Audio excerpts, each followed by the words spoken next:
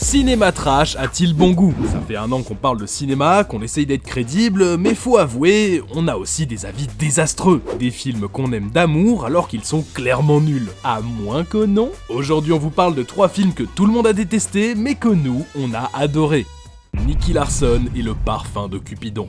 C'est vrai ce qu'on dit sur vous?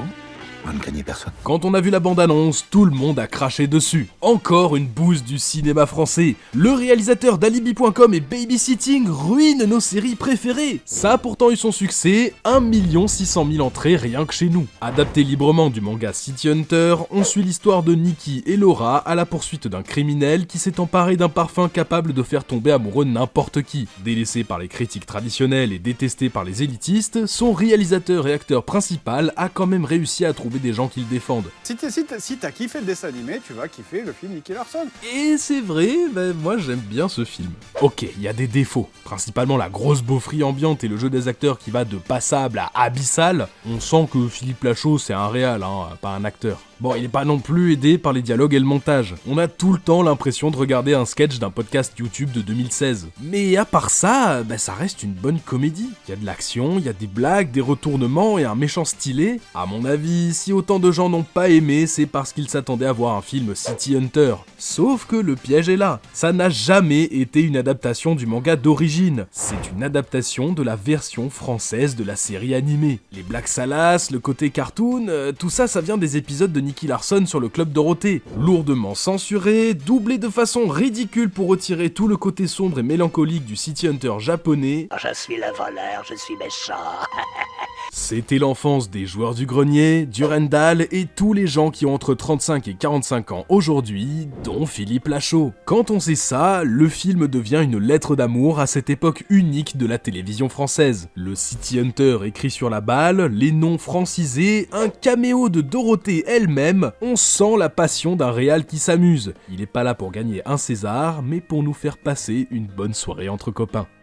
Mamma Mia et les comédies musicales. J'aurais aimé vous parler de Batman vs Superman, Flash Gordon ou Skull Island, mais des films d'action américains, on en mange déjà beaucoup trop sur cette chaîne. Non, je me suis rappelé de quelque chose que vous détestez tous, probablement, les comédies musicales. Il y a pourtant de vrais chefs-d'œuvre, des vieux films de l'Hollywood classique à La La Land en passant par Jacques Demy, la plupart acclamés par la critique, mais pas tous des réussites. Pourtant, ils me donnent tous envie de chanter toute seule chez moi. Le meilleur exemple, c'est Les Misérables.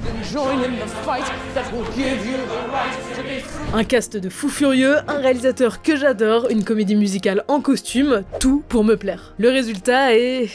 c'est mauvais, je vais être honnête. Décor full CGI, personnages insupportables, la caméra qui sait pas filmer. Surtout, on a touché à l'un des monuments de la littérature française. Sauf que sur moi ça marche. Même Anna Tawai, dont tout le monde s'est moqué à la sortie du film, je la trouve convaincante. Elle me met la larme à l'œil, sans parler du fameux medley de fin, des frissons. Des films comme ça, des vrais plaisirs coupables, j'en ai quelques-uns. J'étais la première dans la salle pour Mamma Mia 2. Pourquoi regarder à bout de souffle quand on peut voir James Bond danser sur du ABBA? Je m'appelle Bond, James Bond. Ok, souvent c'est cringe. What?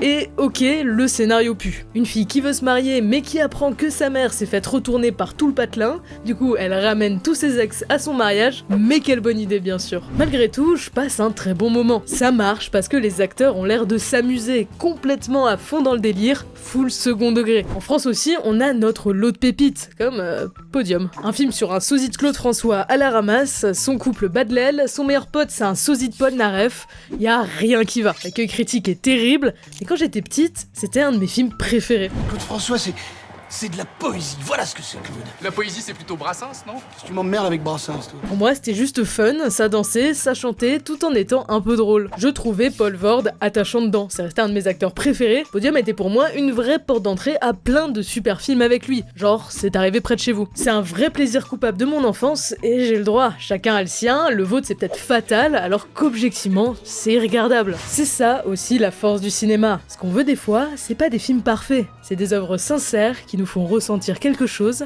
qui nous donne envie de chanter. Transformers. Michael Bay est un bon réalisateur. Voilà, rien qu'avec ça, je crois qu'on a officiellement perdu tous les cinéphiles. Aujourd'hui, on le connaît comme le mec qui aime un peu trop les explosions, le symbole des blockbusters hollywoodiens.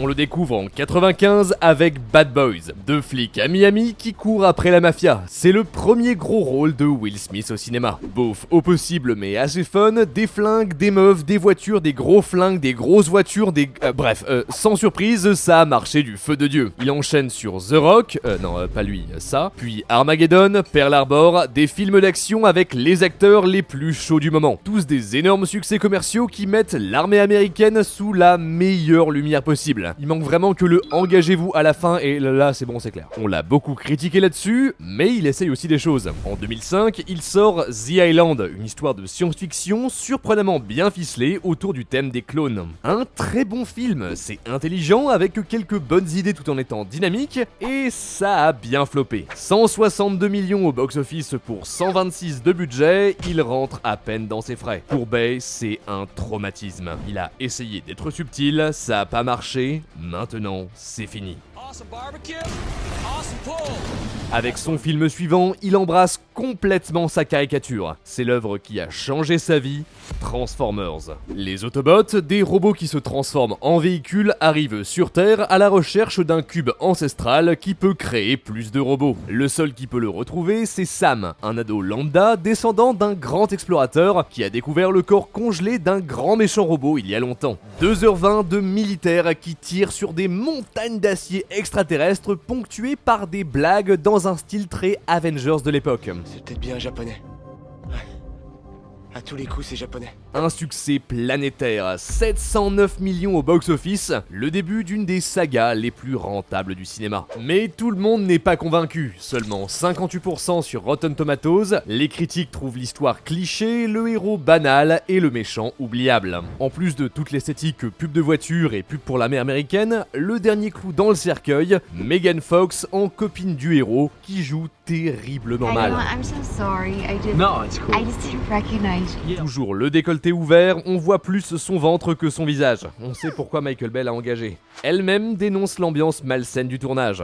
Mais malgré tout ça, j'aime bien ce film. Alors certes, tout est cliché, mais c'est jamais ennuyeux. Quoi qu'on lui reproche, Michael Bay sait filmer. L'histoire avance avec beaucoup de rythme, la mise en scène est efficace et a de temps en temps quelques pépites d'originalité. Les personnages ne sont pas si mal non plus. Le cast principal, ok, c'est dur, mais il y a vraiment de bons acteurs dans les rôles secondaires. Le père, le secrétaire de la défense, l'agent du gouvernement, mon préféré c'est le vendeur de voitures joué par Bernie Mac, l'un de mes acteurs préférés de tous les temps. Hey, Manny! Get your clown cousin and get some hammers and come bang this stuff out, baby!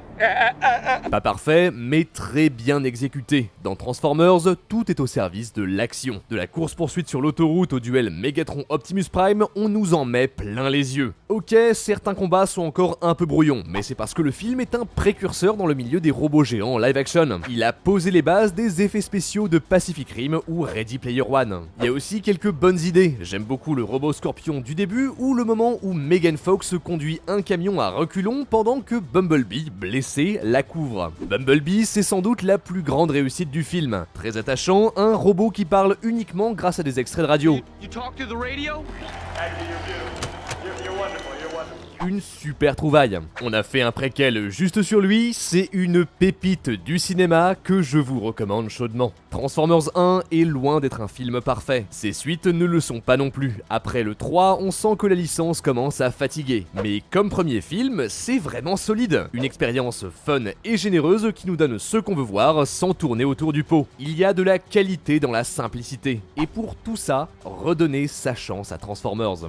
C'est que dans le grand ordre des choses, le mets le plus médiocre a sans doute plus de valeur que notre critique qui le dénonce comme tel. Il n'y a rien de plus personnel que le cinéma. Ces films, on les aime parce qu'on les a vus dans de bonnes conditions, parce qu'ils nous ont fait nous sentir bien, ou simplement parce qu'ils nous rappellent notre enfance. Ça veut pas dire que c'est des films parfaits. Ils ont des défauts, mais ils sont sincères. Ils font de leur mieux pour nous raconter une histoire et faire vivre le cinéma. Si vous ne les aimez pas, vous avez raison. Mais nous, de notre côté, on a tout aussi raison de les aimer. Sur internet, on est obsédé par la qualité. On adore cracher sur tel ou tel film et se moquer de ceux qui les aiment. Nous, en tant que critiques, c'est encore pire. Si on a mauvais goût, c'est toute notre crédibilité qui tombe en ruine. Et à la longue, c'est fatigant. C'est pour ça que nous, de temps en temps, on essaye de mettre tout ça de côté et de célébrer le cinéma pour ce qu'il est à la base. Une activité sympa qui nous fait vivre de belles choses avec ceux qu'on aime. Les films sont faits pour nous rassembler. Merci de nous avoir écoutés, c'était Nox, Meili et Téromique. Dites-nous en commentaire si vous voulez plus de vidéos comme ça, on en refera avec plaisir. Abonnez-vous